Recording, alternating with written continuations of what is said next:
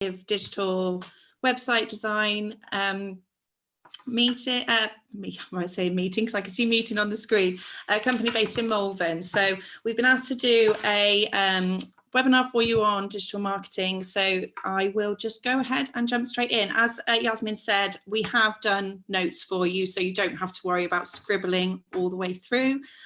So you should have that to refer to after. So I will just go ahead and start sharing my screen with you all. Hope I can click the right buttons. There we go. Can everybody see that? Yeah. Yeah. Okay, so the good, the bad and the ugly. So we're going to basically, we intend to today provide you with real world knowledge that you can go and take away to implement into your business. So we started as a small business, we learned as we went, and we're hoping that by sharing some of our mistakes and our triumphs, we can help you to avoid the pitfalls and go ahead and do some successful stuff rather than waste your time with the mistakes that we made. So it's all about for us basically giving you enough information that you can go away and make an informed decision about what is going to work for your business and your digital marketing strategies. This is just a suggestion, you don't have to do it, but we did think it might be helpful to, on a piece of paper, if you could draw 3 columns, one titled the good, one titled the bad, and one titled the ugly. And as we go through, if things occur to you about your business or you have ideas, you can jot them down in the columns. So if there's something really great that you do, pop it in the good column, you know you've got to keep it. If there's something that you're doing that you think you could improve on, pop it in your bad column. And if there's something that you need to stop doing, pop it in your ugly column. And then hopefully by the end, that can formulate the starts for you of how you might go away and take that to implement it real world into your business. Don't have to, just a suggestion. So today, the basic topics that we're going to cover, we're going to start with brand identity. I'm going to move forwards to your high quality website. We're then going to have a look at your keyword strategy and the importance of SEO. Then move on to what you can achieve organically. And then have a look at what you can do with your paid options to top up. So the important thing for me is to start off by saying that it's all about building a strong foundation. You can then top up with paid stuff as you go, but you could end up spending a lot of money on monthly paid ads or campaigns where you could be reaching those customers organically with what you already have. So we're going to take you through that process. So to this day, Designing the Shires has never done any paid marketing. We've done everything that we've done through our organic reach. So hoping to enable you guys to do a similar thing. First off, branding. So you might say to me, what's that got to do with my digital marketing? And my response would be absolutely everything. Your brand is not just your logo. It's not just how you look on a piece of paper. It's your identity. It's about how your consumers and your customers engage with you. It's not just about you shouting to them how you want to appear. It's about knowing what your customers want and building your brand around that. If your brand does not resonate with your customers, it won't be effective. No matter how visually pleasing it is, no matter how much money you've spent on it, if it doesn't talk to the people that you're wanting it to talk to, there's no point in having it. It's not doing its job. So a brand identity effectively is a way to communicate with the world. It's a way to differentiate yourself from your competition and create a brand experience that encourages your customers to actually engage with you. Digital marketing strategy is all about reaching and engaging the customers that you want to, which is why branding is so important. It's the cornerstone of how you talk to people. Your brand is how you're recognizable to your customers. It's how they know who you are and what you do. So I am a firm believer that the consumer is changing. So previously, people felt really safe with brands that were familiar to them. So brands had trends of similarities that you felt familiar and safe with, but people don't want a sterile, faceless, boring corporation anymore. People like people, not corporations. So They want to know about you. They want to know what are your values. They want to know what they can expect from you. They want to know who you are and why you're different from your competitors. Now, being different from your competitors does not mean you necessarily sell a different product. You could sell the same product, but it might be how you deliver it that sets you apart, or it might be your customer service, or it might be your aftercare. So if you're offering those things additionally to your competitors, shout about it, put it in your brand. They're going to choose you over the competitor that doesn't offer all those additional things. So make sure people know what makes you different. So before you do anything with your brand, you need to sit down and ask yourself some serious questions. There's three things you can categorize it into. The first is your brand heart. So that is your purpose. Why are you doing what you're doing? Your vision. What are you trying to achieve? Your mission. How will you get there? And your values. What do you stand for? And then you move to your brand messaging. So that would be your brand voice, how you sound, both written and in person, your personality, coming across in things like your taglines, all of those things. So people know who you are and what you're like. And then you're finally into what people tend to think of branding, which is actually your logo, your visuals, your brand guidelines, and your colors. So that is actually your last step in your brand identity, because your logo and your colors need to support what your brand message and your brand heart is. So ask yourself, what do you do and why do you do it? What makes you different? What are your values? And the answers to those questions will then go on to inform all your branding decisions and your digital marketing decisions. So it's really important. So first thing, I wanted to show you an example of what I mean. So we have got innocent smoothies. So chances are most of you have heard of them. So these are screenshots from their website. So you've got, you will become unexpectedly interested in crushed fruit and companies that give 10% of profits to charity. It's light-hearted. It's how you talk to your friends in the pub. It's very much friendly and humorous. The second one, light bulb moment, they've got get in touch as a button underneath there. Instead of your sterile contact us or make an inquiry, make it fun, inject a bit of personality into it. There's no need to be rigid and sterile. So with innocent in particular, chances are you'll presume that they're a moral company. Chances are that you're going to tell me that you would trust that they would make good decisions on behalf of their consumers. But if you think about it, what do you really know about them?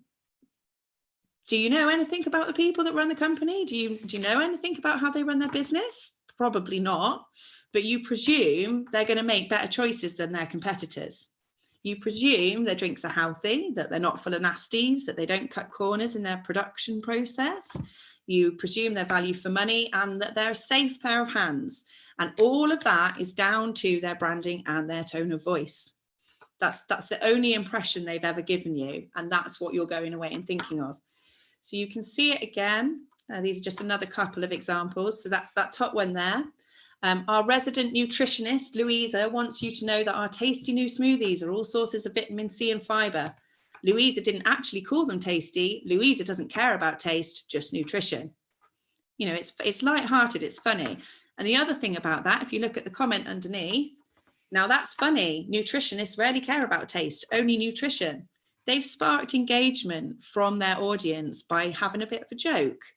Rather than saying, oh, look at our lovely drink, they're these flavors, no one's going to really interact with that, but they've been funny.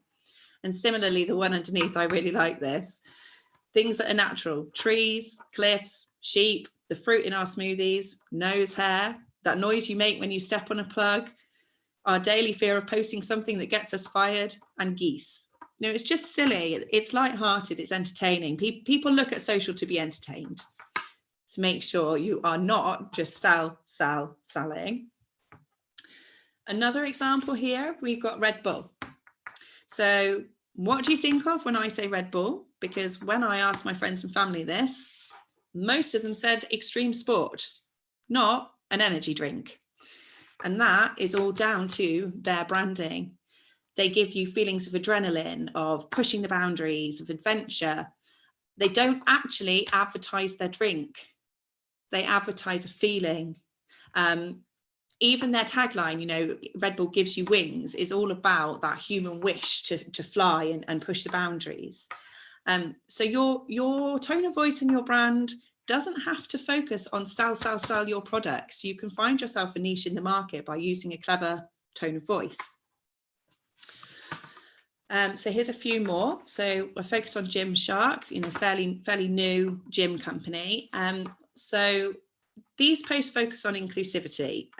So brands are often now helping to lead the way in issues that are very topical for us at the moment. So race, gender, equality. You can be a voice for your consumer. You know, brands have a lot of power. They have a lot of noise in the world. And actually a brand that stands up for what their consumers believe in helps to challenge norms and push for better. So it's important to know what your consumers want and to be a voice for them if you can. So just to talk a little bit about the bad and the ugly of branding. So I put a few things here. So obviously there's a myriad of things that we could talk about, but the basics are, you know, the bad, using stock imagery or any free imagery. You know, it's not personal. People often recognize it as being stock images. They may have seen it somewhere else. If you have your own beautiful imagery, not only is it personal to you and reflects you, but your competitors can't copy it as easily as well. So use imagery that is specific to your business to come across as professional and premium. The other thing is being boring. So don't be sterile, don't be like everybody else. People remember what emotionally influences them. So don't be forgettable, be memorable and be different. So the ugly, not representing your true values. It's all well and good putting on your website that you're excellent at customer service. But if you know that's an area of your business that you're trying to improve, saying you're excellent is effectively lying to your customer. And if they then have an experience with you where you're not excellent, they're not going to trust you and they're quickly going to find out. So be true to who you are. Don't lie or try and appear better, or, you know, just be as you are and grow and talk about that growth.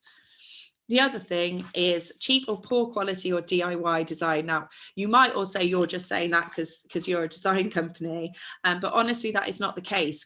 Customers know what quality to expect from a brand. They've seen thousands, if not millions of them in their life. So if you try to do it yourself and it doesn't quite hit the mark, unless you've got the necessary skills to do it, which some do, but most don't, you risk your customers noticing that you're not investing and you're trying to do it cheap, and that's never going to come off well. So we had to give you an example, we had a client, I won't name names, who paid for a beautiful set of branding with us, wanted some social media banners, decided to cut up the work that we'd done and make their own social media banner. It was different fonts, it was different, you know, everything was different, and it looked cheap, and we probably would have done that for them for free if they'd have asked. So we went on and saw all our beautiful branding all chopped up, and it wasn't consistent. There was no brand consistency across platforms, which again the consumer will notice that. So get your branding sorted first, and once you've got your branding sorted, you then need to move on to your website. So our website did everything for us. Speaking from personal experience, when we started our business, we built a website, we worked really hard on it. We have done no other marketing since. Every single inquiry we have had has been generated through our own website. It would have cost us, if we had built it, if we had paid us to do it, it would have cost us about £3,500 to do our website. But all we had to secure was one corporate client as a result of that, and we've already seen a return on our investment. You could spend a fortune on paid ads, but if they are going to a website which is low quality, your customer is just going to bounce straight back. So your investment, they're just going to bounce back to Google and go to the next listing because you took too long to load or you didn't look premium. It's your shop front. So you have to make sure that it is enticing for your customers. So the digital marketing strategy as a whole is all about directing consumers to a place where they can engage and interact with you. And the main place for that to be is going to be your website. So we put forward 4 different elements to the success of a website. So the design and style, it needs to look good. It needs to be visually pleasing, enticing. The content, so your tone of voice, is it engaging? Is it informative? Does it reflect you honestly? Does it answer your customers' questions? Your user experience, is it easy to use? Is it intuitive? Does it load quickly? Do they get stuck in a loop where they can't get back to the homepage? You know, all those things that frustrate us as a user. Make sure your website's not doing that to your consumers. And the huge one that everybody wants to know about is obviously SEO. SEO is knitted into every single element of your website, every single element of your digital marketing strategy. It is impossible to talk about it on its own without mentioning those other things. It's down to the clean code, the content, whether it's responsive or not. Have you got a keyword strategy in place? All of those things. So we'll talk a lot more about SEO. So just to go into those a little further. So you've got SEO, just mentioned, call to action, visuals, and your content. So this is a demonstration of a page just to highlight those 4 elements. So make sure your website is built around your client. It shouldn't serve your needs. It should serve your client's needs. It's your online shop. So make it beautiful, make it easy to use on all devices, you know, striking imagery and intuitive layout. Well-designed websites will look like a mobile app if you look at them on a smartphone. So you can design them to be really intuitive across all devices because the usage of mobile devices is always on the rise. So to talk about the content a little bit, so it's absolutely crucial to the success of any website. It's a huge specialist skill in itself. You can write beautifully about your website and your services, but what is unlikely that you will know is how Google's going to interact with that. How is Google going to read that text? How is Google going to know that they want to show you for that search result? You need to integrate your keyword strategy throughout your content, and a content specialist will do that without you noticing they've done it. If somebody who's not trained to do that tries to do it, the likelihood is what will happen is it will look like your keyword stuffing, which is when you say, for example, I want to come up for website design Malvern, and I just put Malvern in every second sentence. It doesn't read nicely. Google will know you're trying to do it, and you'll be punished as a result. So that's one easy example of a mistake that people often make. So SEO is probably a multi-billion-pound industry globally, I would think. You know, it is huge. It's a specialist skill. It's almost like, well, it is science, effectively. It's algorithms and how particular actions are going to influence those. If you've got no knowledge, my only advice is really stick to the basics. Don't try and do anything that's too complicated, because the likelihood it'll have a knock-on effect to something else, and you might end up affecting things that you didn't intend to. There's no point in having a beautiful website if nobody can find it. You know, you have to make sure that you're hitting your SEO strategies. If it looks cheap, if it takes an age to load, if it's got broken links in it, if it's got out-of-date plugins, all of those things are going to get people going straight off your website and straight onto your competitor. So making sure you've maximized all of those things is really, really important. calls to action, in case anyone doesn't know what those are. So they are almost like prompts, instructions to your clients. Click here to do something. So that could be download a brochure, get in touch, read our blog, sign up to our newsletter, anything that is turning a user from being passive into active on your website and engaging and interacting with your site is a call to action.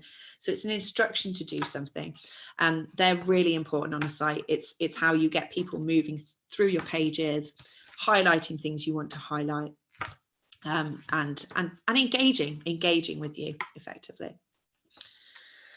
I could talk for an hour about how important your website is. I won't, because it's a small part of this presentation, but I can't stress enough how important it is that is really, really high quality. It's the cornerstone for everything you're going to do from this point onwards. So how do we keep Google happy? How do we make sure that we're ticking all those boxes and we're giving Google no excuse to punish us? First thing I would say, play by the rules. Don't try and trick the algorithm. Don't keyword stuff. Don't try little tricks that you've read online, because they will know you're doing it and they will punish you. Google likes you to fit into their systems. So if you try and twist their systems, they don't really like you very much. So one of the surefire ways of doing that is to ensure you've got clean code.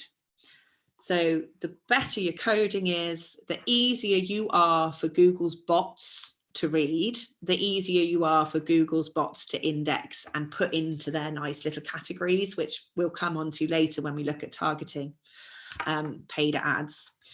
If Google likes you, you're pretty sorted with your base of how you're going to show up high on those SERPs, search engine result pages. Nice little acronym for you all there. So the other thing to mention is, this might sound like waffle, but meta descriptions and meta tags. So if anybody doesn't know what those are, when you do a Google search, the top title would be your meta tag, and the little descriptive bit of text underneath would be your meta description. So it's how, as a user, we can see which page we're clicking on and what we're likely to see when we go onto that page. So make sure they're short, they're succinct, they're really clear, and that you've got some of your keywords in those meta tags and descriptions. Make sure you optimize all your images and your videos, and try and have as few plugins as you can. They all cause websites to load slowly, and loading slowly is one of the biggest causes of people bouncing from your site. We've all done it. You go click on a website and you think, well, it's taking more than 3 seconds to load. Nah, back off, find someone who's quicker. So making sure you've optimized your website. We're all really impatient on the online world. We want it straight away. So if you can avoid falling into that slow load, you're onto a winner straight away. So install Google Analytics and install Google Tag Manager. Google likes it if you use their systems. They'll also be important later on when we come to looking at making sure everything's driven by the data that you've got. Set up a Google My Business page and actually post on it. You can post pictures, you can interact with Google. Google will then see you as being an active participant and is then more likely to index you more quickly and get you on the search pages.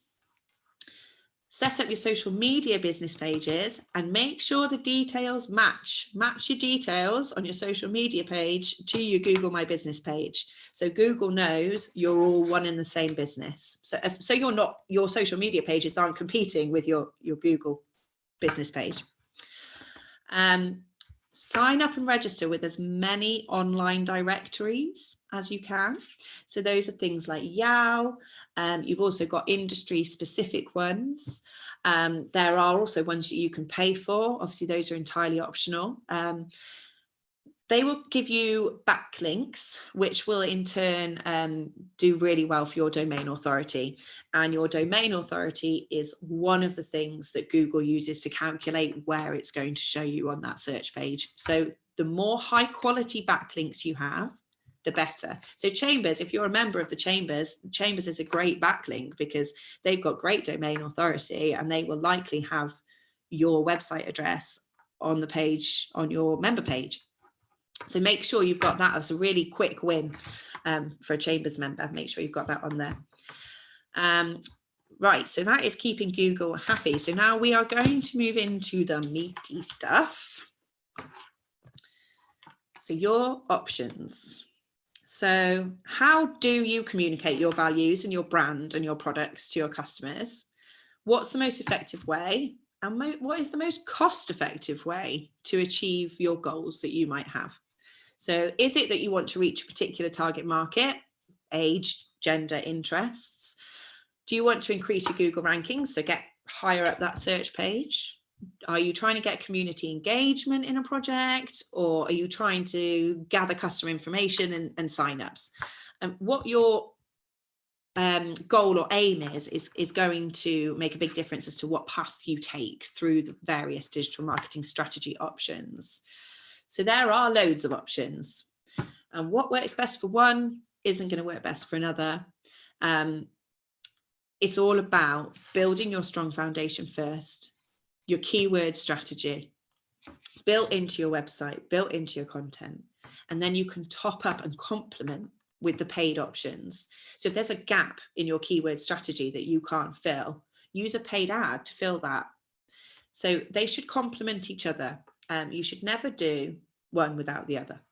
So just thinking, oh, I don't want to bother with all that website stuff. I'm just going to stick, £1,000 on a budget for Google Ads, is not going to get you the same result as if you did both. You'd be better splitting that budget and spending half on your website and half on your paid ads. So we've got owned, we have got paid, and we have got shared. So owned is the stuff, your assets, so your website, your own social media.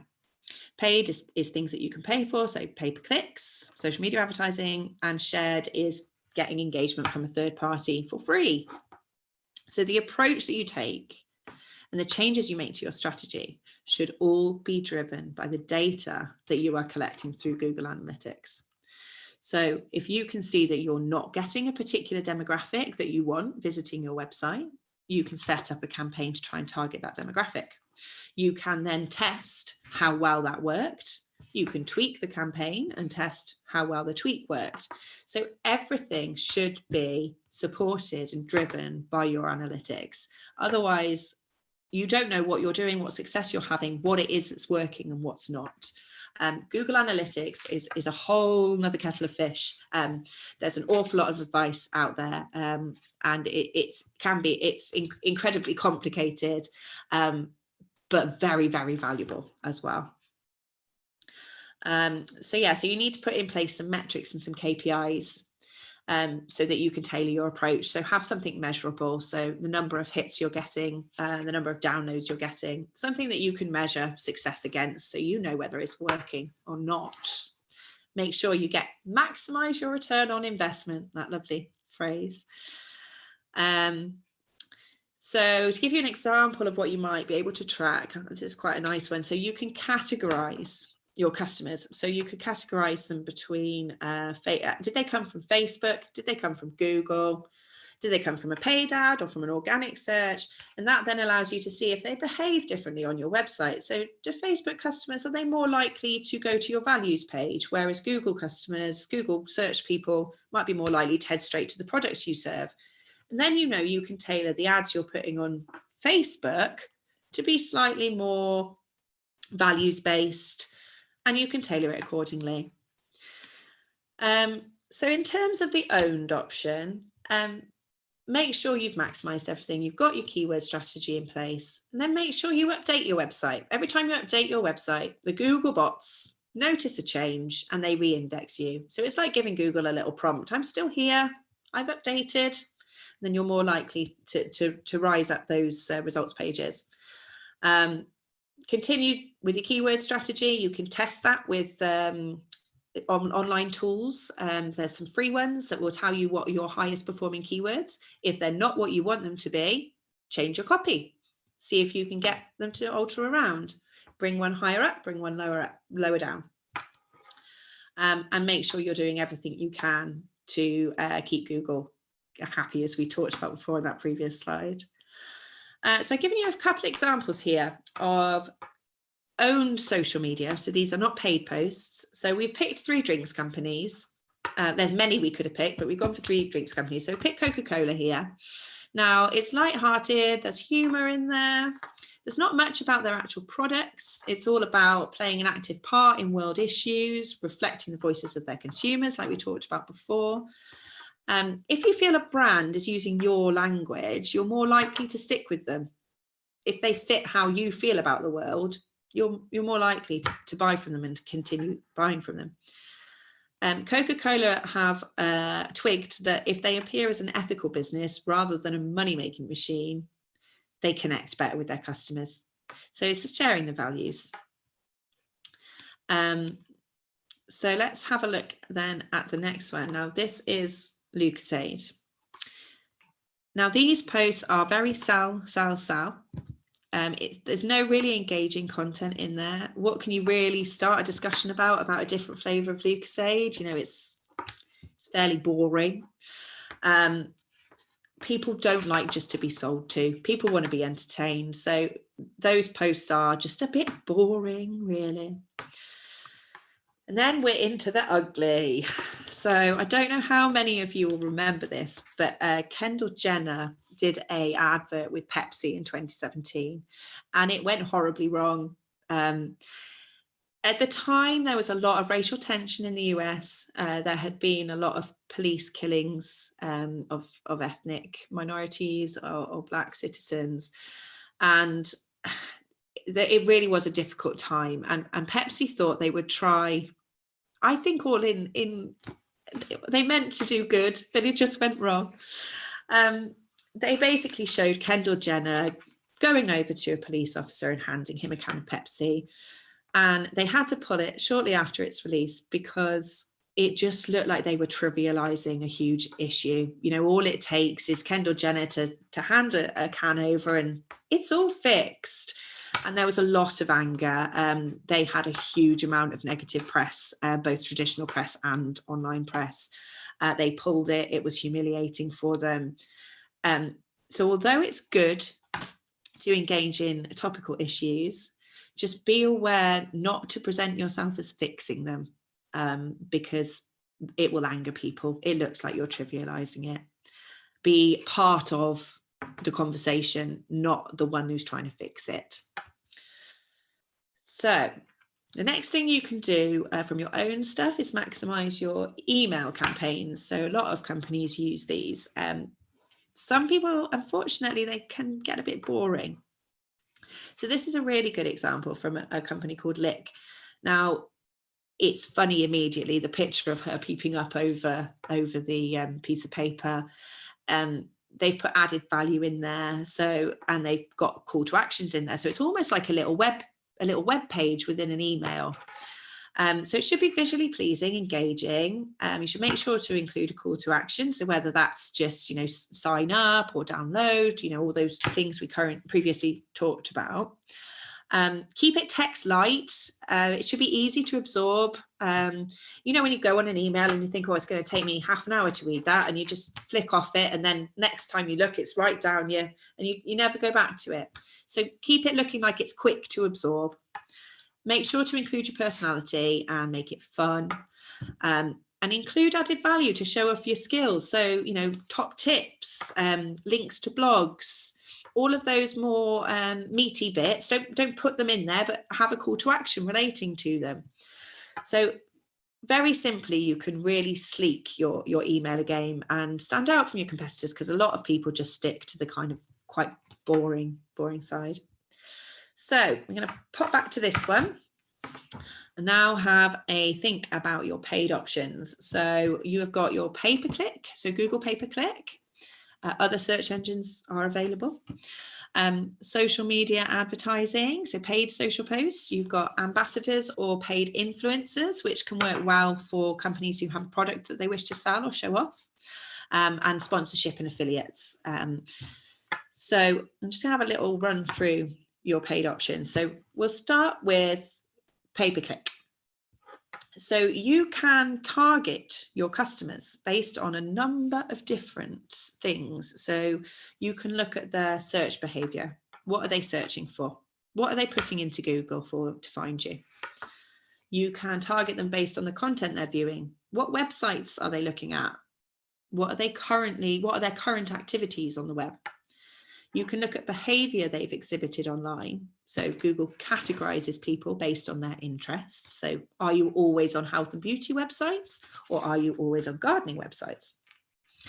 And you can also target people based on their demographics and life events. Now for Google, this is information it infers from your search behavior, which, scary as it is true. So Google knows a lot about us. So it will be able to work out if you're recently engaged and you're looking at wedding venues, or, just an example.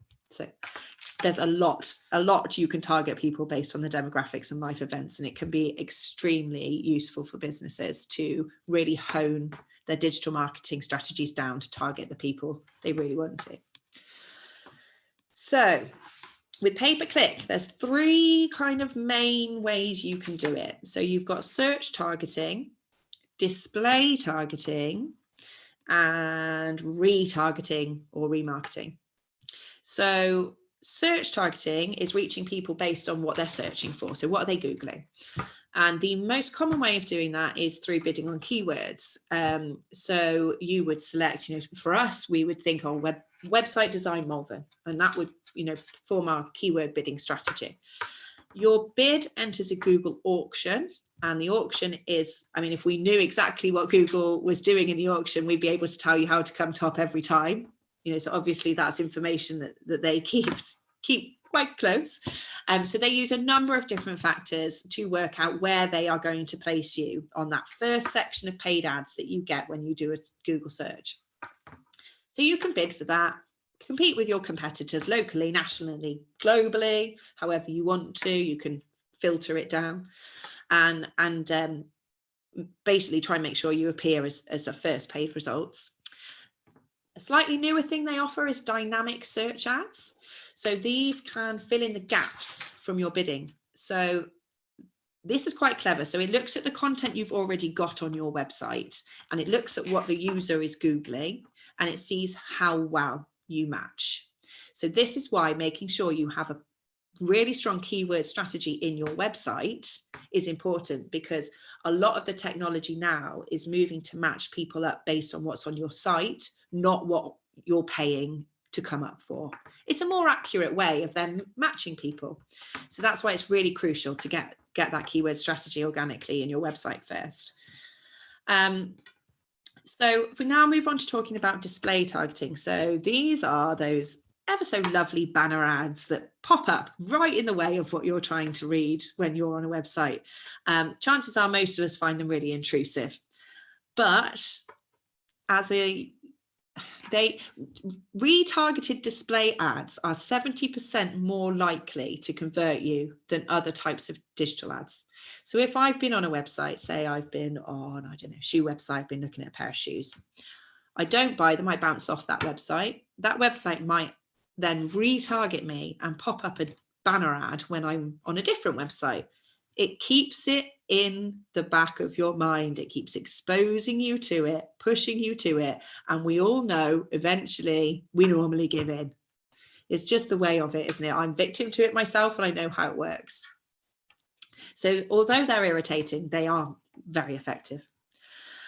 So within your display targeting, you have 2 main categories. So you can do contextual targeting, which is based upon showing sites that have content. So you would show up, your banner ads would show up on websites that have similar or relevant content to you. And then you also have audience targeting, which is showing up your banner ads on a particular type of audience. So it's not necessarily about they match you, it's about what that audience, what that user is like, what they're behaving like. So with contextual targeting, you can do placement marketing. So you can say to Google, I want to show on these websites, and give them a list. Or you can do keyword targeting and give Google a list of keywords, and they will then match you to content that they think loosely matches. or you can choose from topics. So you could choose to display your ads on websites, health and beauty websites, gardening websites. You know, they'll categorize the website and you can choose on that basis. So audience targeting. So it's in market audiences. So these are groups of users Google believes are actively researching or in the market. So if we take about that wedding venue example, if somebody is going on a lot of wedding venues, if I'm a wedding venue, I can get Google to in-market me on those wedding sites. You can also do it based on life events, like we talked about, birth or marriage, or based on the information Google infers from you about your age, even where you live, whether or not you're married. It knows everything. It's really quite scary. So these are huge. I've really had to talk about these briefly because they're huge topics. So retargeting and remarketing basically allows you to put yourself back in front of people who have shown an interest of you. This can be done by snippets of code. So your website would track that this person bounced off your site, and it would then pick that user as someone to push your ads to, which is extremely effective, but also quite complicated. So generally remarketing tends to be done by those people who have a digital marketing qualification or experience. So that's all of your Google ad stuff. It is complex. I'm not going to lie. Google ads have a really lovely interface, and you can do some really simple ones. But my advice would be, if you're wanting to do something complicated or something a little more specific, then to take advice before you do so, because you could end up wasting an awful lot of money on something which isn't very effective. So you're going to have a look at social media paid ads now. So advertising on social media is a hyper direct way to reach the audience you want. You can target new customers, you can target returning customers, you can do A/B testing by doing two slightly different versions of an ad and putting it out to two slightly different groups of people and seeing how the behavior differs.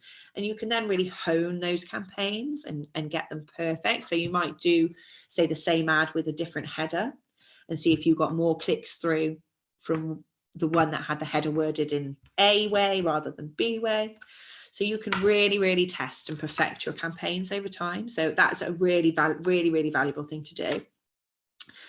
But how do you know which platform to use? How do you know where most of your customers are sitting? Are they on Facebook? Are they on Twitter? How do you know that? Where should you focus your energy?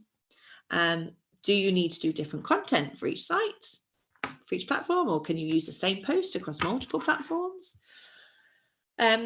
So we have got Twitter, Facebook, Instagram, and LinkedIn. So those are the four big ones. There's obviously new and emerging socials that are coming out at the moment, but these are the four with the biggest number of users worldwide. So you can see Facebook still remains the most used and engaged with platform. I mean, it's huge. 2.7 billion people around the world use Facebook. It's really good for reaching an older demographic. Arguably, you have a higher level of disposable income. So younger users tend to now go more towards TikTok and those kinds of things. Heavy millennial and boomer populations on Facebook. Due to its size, it makes sense to have some sort of active presence as a business on Facebook, even if it's not your preferred option. Most people will visit a website and then visit their Facebook page. So you do need to have some Facebook presence, I would say. So Instagram, second largest after Facebook, also owned now by Facebook. So they offer an opportunity because you can do cross-promotional ads across both platforms. So you can actually link your ad campaigns. So there's some recent research that has really highlighted the value of influencers and Instagram content for influencing shopping. So Instagram is a really valuable way. It's very visual, isn't it, Instagram, more so than the other platforms. So you can really use it to show off and showcase products, I suppose. They've also recently introduced Reels which you can't advertise on yet, but it will be coming, which is a direct response to the success of TikTok. So they're obviously worried because they're doing something. So Twitter users is surprisingly small in comparison, because we kind of think Twitter, Facebook, Instagram, but Twitter really is quite small. It's only 187 million in comparison to 2.7 billion for Facebook. Their users and interaction tends to stay steady. It's a great place to gather news or conduct customer service. Great for, discussing events, but not so great for advertising. They're really quite limited on their advertising potential. But 42% of Twitter users are degree holders. So it is potentially a good platform for higher earners. So there's that as well. So LinkedIn, if we have a think about that, millennials make up a quarter of the platform on LinkedIn, which is a surprisingly high figure. And they tend to be higher educated, and it's more of a business to business demographic. So there's a lot of potential for ad success on LinkedIn. It's top rated for lead generation. So if you're looking to generate leads in a business to business fashion, LinkedIn is your place. And yeah, you can find a motivated audience for your ads, that people are on there generally to conduct business. So it's a good place to focus some ad budget on. So consider with your social, what time are you posting? Don't post at 10 o'clock on a Friday, because chances are no one's going to look at it. Make sure you engage organically with other people's posts. So comment on other people's posts, share other people's posts. You're going to appear more visible. You're going to reach more people. You're going to reach that person's followers who you wouldn't have done if you hadn't commented. The more varied and interesting your social feed is, the less likely people are to snooze you or to unfollow you. So make sure you're posting a variety of content. As I said before, people like people. So don't just sell. People don't want to just see your products. They want to see you, not necessarily your face, but they want to know your personality. Character, values, humor. That's my 3 kind of hit words for social media.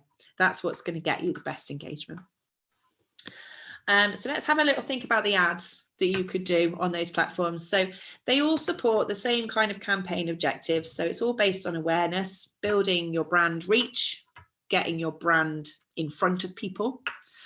It's all about creating consideration. So sending people to your website, increasing engagement, generating leads. So getting people to consider how they would interact with you effectively, the consideration one means. And then, of course, conversions, which everybody wants, which is the bit where they actually spend their money with you. So they're all, so awareness, consideration, conversions, all platforms basically support that approach. So Facebook, Insta, and LinkedIn all offer 3 main types of advert, which we're all probably very familiar with seeing. So there's the single photo with a link to that product or service. There's a video with a link, and the video capabilities that, you could do anything from a looping 10-second video through to a 240-minute feature-length film. So, there really is options for you to explore there. There's also some new and emerging technology that Facebook is bringing in to do with video advertising, which all looks very fancy whiz. And so there's your photo, your video, and then a carousel ad, which we're probably most used to seeing, where you've got clothing brands is the common one I see, where you've got a selection of their products, and each product has its individual link to that product page. So it's a way of showcasing a few of your products or a lot of your products in one advert, and people can then choose exactly which one they want to go and explore further. So Facebook and Instagram also offer collection adverts. Now this uses some of their new technology. So it's effectively like a little view into your catalogue. So you'd see a main image, and then you'd have 4 smaller images or videos underneath. They can click into that, and it's almost like a mini shop within the app. So people don't like moving out of the apps necessarily. So if you're looking in Facebook, I've done it, looking in Facebook, you click a link, it opens into a new website, you go, oh no, I want to be on Facebook, go away, and you go back to Facebook and you forget that link you clicked. So carousel ads are a nice way of keeping people engaged in your business whilst also staying in the app. Twitter, as we said, not such good advertising potential really. So you can promote an existing organic tweet that you have sent, or you can create a new tweet and stick some money behind it and push it to try and get it in front of people. But the capabilities are really not as great as they are with Facebook, Instagram, and LinkedIn. Similar, of those 3 type of ads as well. The targeting is slightly different. So Facebook and Instagram offer a huge amount of targeting options. We give a lot of information to our social media accounts, and they harvest that information to allow advertisers to use it to target them. So location, age, gender, your interests, your relationship status, the language you speak, your education, your job titles, your life events, even what politics you follow. Really, they can get everything. So you can, as in terms of marketing your own products, you can really specify the type of person you want to be in front of. LinkedIn, less expansive, more based on qualifications and job titles, effectively. It's a business to business platform, so that does fit with what they're offering. So we now move quickly on to go back to having a look at our shared options. So these are things like your ratings on Trustpilot, getting people organically to share your posts and interact with your posts, like we saw with the innocent smoothies, when people are commenting and saying, oh, that's funny. So also valuable content that positions you as an expert in your field. So that is, we'll come on to that in a minute, it's hugely, hugely important. Also referring a friend discounts, so getting people to push your services to people they know. It's for a small discount, you're getting free advertising. So that's a really useful tack to take. So let's have a look at positioning yourself as an expert in the field. So these are a few of our posts that we've done from starting the Shire. So you can see this top one is all about making sure, giving advice about how you might improve your search results. The second one was a pancake day post. So it's four slides about how you might improve your marketing. And then we'll have a little look at some others. So we've got that top one there is all about power words. So making sure that your emailers have got the right words in to get noticed, not to get deleted straight away. And that second one down there where is about increasing website traffic. So we do a lot of these posts, we do a lot of blogs. It's a really easy way to let your customers know that you know what you're doing, that you're better than your competitors. It instigates and initiates trust, because if you're sharing knowledge, people trust you. They think, oh, this person's being nice to me. They're sharing stuff. So it initiates that closeness that you want to feel with your customers. It also makes you look like you're so confident in your skills and expertise, you're giving away your trade secrets. So, that not appropriate for every business, of course, but it lets them feel like they're in on the secret. They've gained some knowledge that perhaps other people haven't. It's engaging, it's interesting content. It's not sell, and it does stimulate interaction. So we often notice when we post something like this that we get a little influx of followers. So I really can't stress how much this could do. And it's free for you. It's you sharing what you know and what you're passionate about. It's free for you. So yeah, grows your followings, and it will give you a reputation as an expert in the field. People will be like, oh, if you want to know about so-and-so, you need to talk to, because they've got all this information. So it really is a useful way of marketing yourself for free with what you already know. So we thought you might be interested to know from our perspective as a branding design marketing company, what we see people do that frustrates us. So no brand consistency, having different stuff on the web to what you've got on your social, to what you've got on your print, absolute no from us as a branding agency. It just looks cheap and not thought all the way through. So paying for something and butchering it, that goes back to what I was talking about before with our clients. If you've paid somebody to do some branding, unless you've really got the skills, don't chop it up and reuse it on something else, because it won't give you that brand consistency as we just talked about. So people that get put off by the price. So we'll do a quote. Somebody will go away. They'll try and do it themselves. And then they'll come back and go, we messed it up. Please, can you rescue us? And absolutely fine for us to do that, but it will cost you so much more. So really deciding to make that investment at the start and go for it and follow it through, knowing that you're going to see a return. If you go away and try and do it yourself, likelihood is it's not going to work and it's going to cost you more in the long run. So trial and error period, nothing works straight away. We have to test, we have to see what works.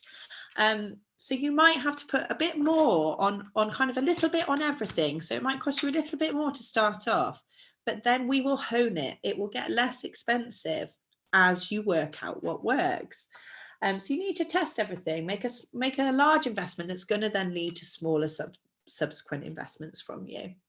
Cast your net wide initially and bring it smaller as you work out what works for you. SEO, comment from us. Well, I'm not on page 1 yet. Well, it takes a while. It can take up to 6 months for an SEO strategy to really show its proper results. So we're not going to do a new website for somebody, put it up, and then the following day you'd be on page 1. It just doesn't work like that, unfortunately. And having a sell approach. People don't like being sold to generally, so be yourself. So those are the common things that we see. They're a bit frustrating for us. So we just thought it'd be interesting for you. So we're now into any questions.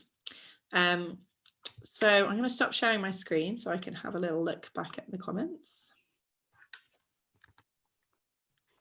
So, right. Jess, thank you very, very much. It was a really, really insightful presentation, and I hope everyone can take something away from that. And obviously we will be sharing the notes and presentation afterwards, so you can all refer back to that. We have just gone over time by a little bit, so if anyone does have any questions for Jess, I will share her details on the follow-up email, and then you can go directly to her if that's okay. Okay, yeah, that's fine. Fab. So thank you ever so much, Jess. Just one thing that I wanted to say before we end is that from a chamber perspective, we have got our quarterly economic survey out at the moment, and if we could just borrow 2 minutes of your time to do the survey, I will send a link round in the follow-up email, but that's just my little plea from today. But Jess, have you got anything else that you'd like to say before we wrap up? The only other thing I'd like to say is we have set up a page on our website for you guys specifically. So if you go designingtheshires.co.uk/chambers, you'll find a little form on there where you can request some information or some help from us, and you'll also find a space where you can download the presentation, which we'll also send out in the email with Yasmin as well. But that's just set up for you guys. Nobody else has got access to that page, so you can request a free website review with us if that's something that you would like, and you can also book a free consultation to have a chat through if you've got any questions. But if you do have any questions that you want to send through on email, to me, that's absolutely fine as well. Thank you all for listening. Perfect. Thank you, Jess. And thank you everyone for listening. I hope you've enjoyed today's presentation, which will be available from tomorrow. Some really nice comments for you there, Jess, that you can take away. But thanks all. Have a lovely afternoon and take care. Bye. Thank you.